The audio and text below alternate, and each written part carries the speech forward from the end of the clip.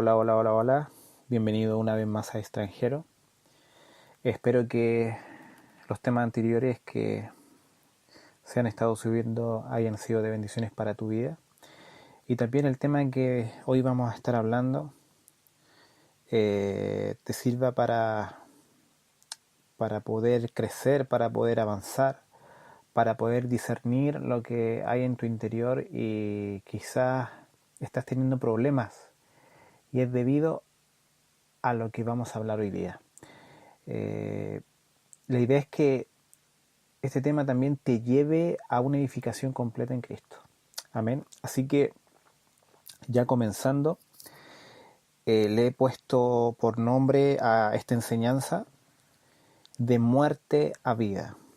Ese es el título de este día, de muerte a vida. Ahora, ustedes por qué se preguntarán de muerte a vida, y en muchas ocasiones nosotros recordamos lo que ha hecho Cristo, que por medio de su sacrificio nosotros pasamos de tener una muerte espiritual a tener una vida espiritual. Pero me quiero enfocar también en otros versículos bíblicos y quería comenzar leyendo Efesios capítulo 2, versículo 1, que dice: Él os dio vida a vosotros, que estabais muertos en vuestros delitos y pecados. Ahora, la persona no salva no solo está enferma, está muerta espiritualmente. Entonces, es como cuando alguien está muerto físicamente, no responde a cosas como alimentos, temperatura, dolor. No sé si en algún momento alguno ha tenido la experiencia o la mala experiencia de estar directamente con un muerto. Uno se da cuenta de que ya la temperatura que normalmente tiene el cuerpo de cada uno ya se le va. Obviamente, al estar muerto ya no siente dolor, y también al estar muerto ya no está preocupado ni del alimento ni de las cosas normales de las cuales nosotros podríamos estar preocupados. Entonces nos damos cuenta de que ahí nosotros lo estamos tomando de una muerte física, pero como dice también la Biblia, que nosotros estábamos muertos en vuestro delito de pecado, también hay una muerte espiritual. Ahora, cuando alguien está espiritualmente muerto, no responde a las cosas espirituales. Así como daba el ejemplo de una muerte ya física, que tú no respondes a lo físico, en lo espiritual tú no respondes a lo espiritual. ¿Cómo qué ejemplos podrían dar? No tienes interés en Dios, ni en la Biblia, ni en los cristianos, ni en la iglesia, ni en nada que tenga que ver con Dios, con el cristianismo en sí. Entonces, eso es como uno de los grandes síntomas que nosotros vemos en el mundo. Pero también nosotros lo vemos dentro de la iglesia, que hay gente que quizá recibió a Cristo hace muy poco, o a lo mejor muchos años, pero ellos no tienen un interés en las cosas de Dios. Y ahí nosotros vamos a ir viendo a medida que vamos a ir avanzando el por qué sucede esto también. Ahora, volviendo a Efesios, y el mismo capítulo 2, pero ahora leyendo el versículo 5, dice: aún estando nosotros muertos en delitos, nos dio vida. ¿Qué nos dio vida? Dios nos dio vida, juntamente con Cristo. Por gracia sois salvos.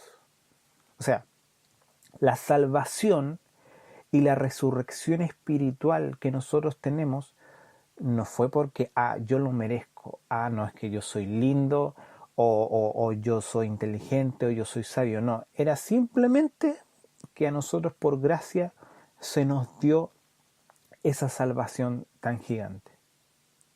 Cuando hablamos nosotros de gracia, habla de algo que nosotros no merecíamos, pero aún así nos dan. Entonces, nosotros somos salvos por gracia, ¿sí? Ahora, Juan capítulo 11, versículo 43 dice: habiendo dicho esto, gritó con fuerte voz. Ahora, yo me quiero enfocar que este va a ser el versículo bíblico y la historia bíblica en la cual va a estar orientado en todo este tema de muerte a vida, que aquí va a contar la historia de la resurrección de Lázaro.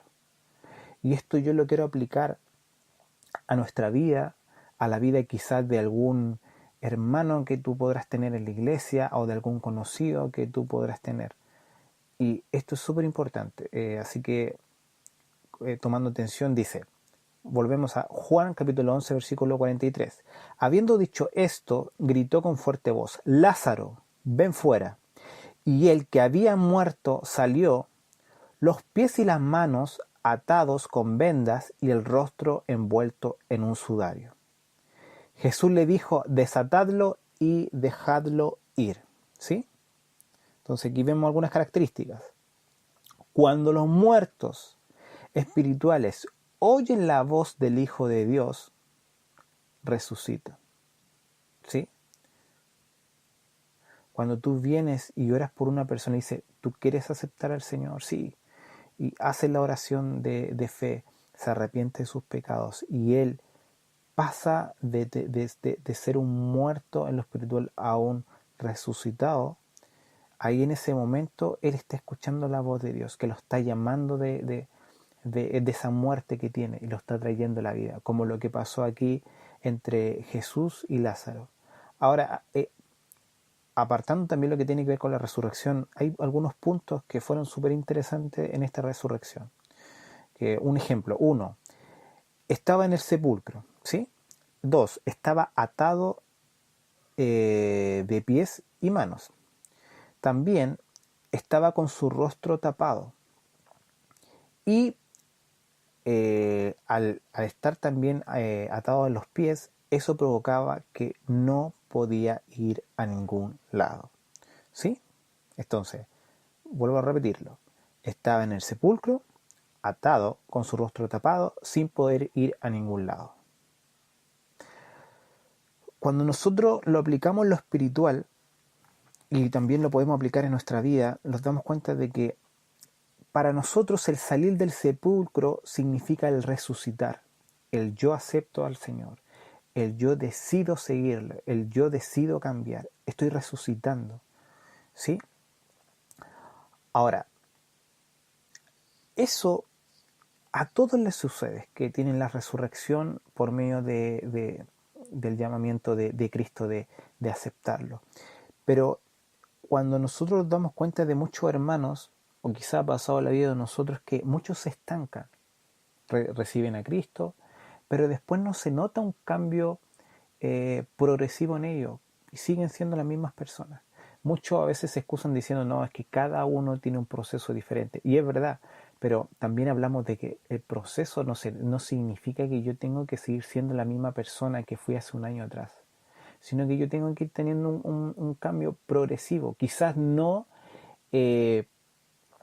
al tiempo o a la forma de la persona que tengo al lado, pero sí a la forma en que Dios lo ha colocado para mí. Entonces, ¿qué es lo que pasa? Muchos se quedan en la resurrección, pero no pasan a desatarse. ¿Sí? Entonces sigamos. Salir del sepulcro es resucitar. Luego, desatarlo. ¿Qué es lo que habla de desatarlo? Habla de todo lo que lo mantiene atado al pasado y no lo deja avanzar. Todo lo que a ti no te deja avanzar, eso es estar atado. Tú puedes estar atado a pecados, tú puedes estar atado a recuerdos, tú puedes estar atados a lo mejor a vicios, puedes estar atados quizás a traumas, puedes estar atados quizás a situaciones que te están provocando estar atado. ¿Y qué es lo primero que aquí vamos viendo? Es que dice desatar los pies. ¿Qué significa desatar los pies? Apliquémoslo en lo espiritual.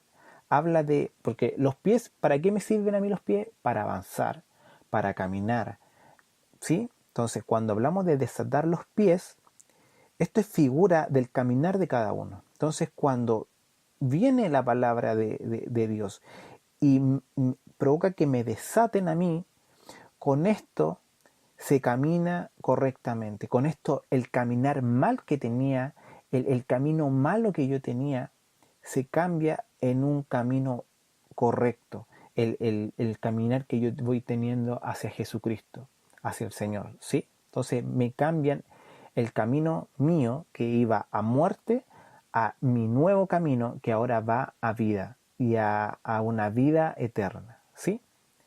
Luego dice, también habla de desatar manos. Cuando hablamos de las manos, ¿qué significa las manos?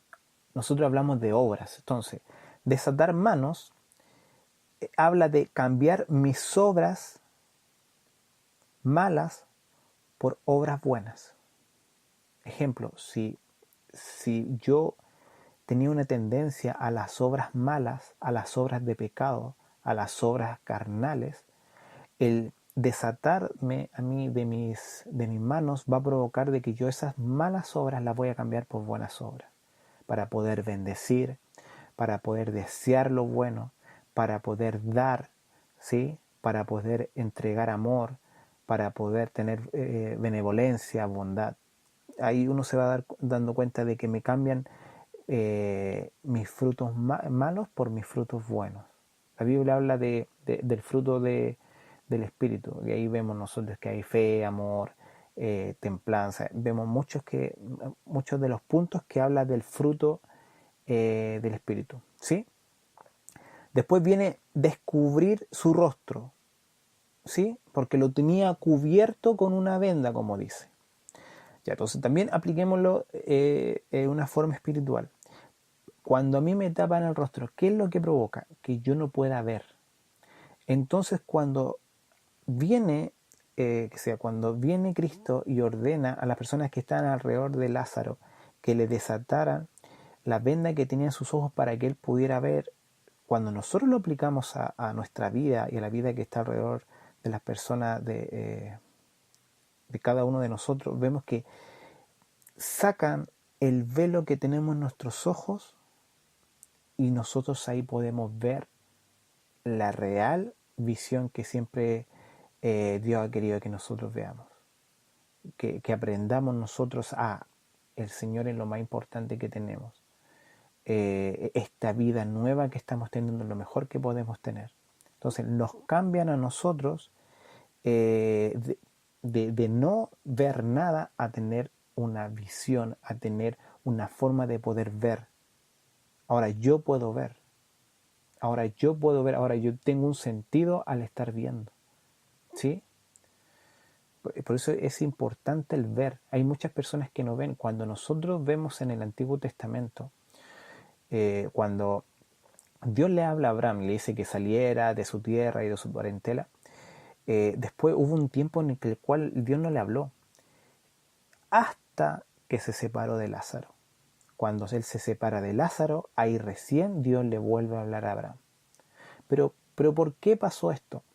No solamente por el tema de la desobediencia de Abraham, de que no se separó completamente de su familia porque Lot, que era su sobrino, aún seguía con él, sino que cuando vemos la palabra en el original, lo que significa Lot significa velo, habla de un velo. Entonces, apliquémoslos. Abraham andaba con un velo en sus ojos.